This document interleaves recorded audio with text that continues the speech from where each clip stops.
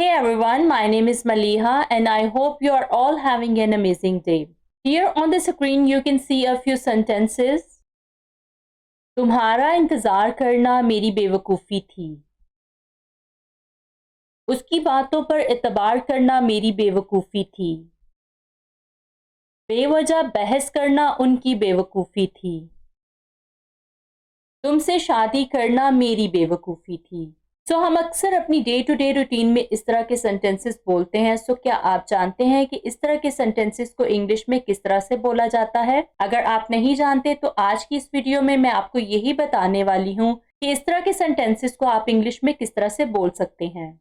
इस तरह के सेंटेंसेस को इंग्लिश में बनाने के लिए we will follow a specific sentence structure and this structure will help you make similar sentences effortlessly. So let's get started. This is the structure we will follow. तो हम सबसे पहले it was foolish of लिखेंगे, जिसका मतलब है बेवकूफ़ी थी. अगर प्रेजेंट की बात करेंगे तो हम was की जगह is का यूज़ करेंगे, और अगर पास्ट की बात हो रही होगी तो हम it was foolish of लिखेंगे.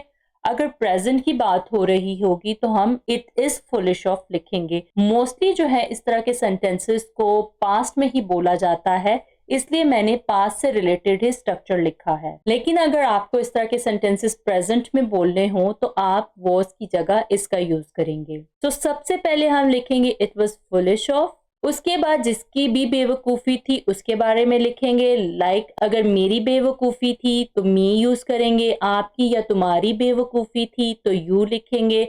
उसकी बेवकूफ़ी थी, और अगर वो एक लड़का था तो हिम लिखेंगे. अगर वो एक लड़की थी तो हर लिखेंगे. हमारी बेवकूफ़ी थी तो हम अस लिखेंगे. उनकी बेवकूफ़ी थी तो हम देम लिखेंगे. उसके बाद हम टू लिखेंगे. देन वर्ब की first form, then object. Now let's look at a few example to make the structure more clear to you. The first example we have is तुम पर एतबार करना मेरी बेवकूफ़ी थी. स्ट्रक्चर के मुताबिक सबसे पहले हम लिखेंगे it was foolish of. Then किसकी बेवकूफ़ी थी? मेरी बेवकूफ़ी थी तो मी लिखा. देन हमने टू लिखा. उसके बाद हमारी वर्ब क्या है? एतबार करना. उसके लिए हमने ट्रस्ट लिखा. सो कंप्लीट सेंटेंस बना it was foolish of me to trust you. It was foolish of me to trust you. तुम्हारा इंतज़ार करना मेरी बेवकूफ़ी थी. It was foolish of me to wait for you. It was foolish of me to wait for you. उसकी बातों पर एतबार करना मेरी बेवकूफ़ी थी.